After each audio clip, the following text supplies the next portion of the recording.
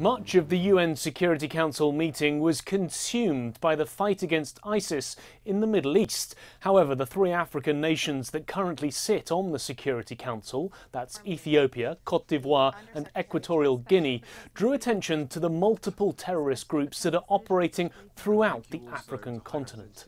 The representative for Equatorial Guinea urged greater cooperation between nations, pointing out that many poorer countries lack the necessary technology like biometric data to fight terrorism, and they were often hampered by porous borders.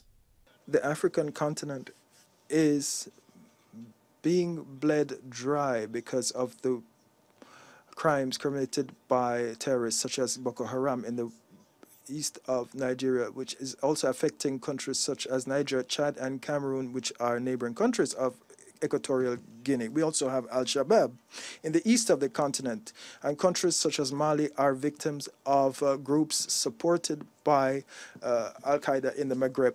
Ethiopia's representative said that Africa remained highly affected by terrorism and violent extremism, while Côte d'Ivoire's ambassador pointed in particular to what he called a shifting, persistent threat in the Sahel and Lake Chad region. And he announced a new initiative in the coming months to help battle extremism.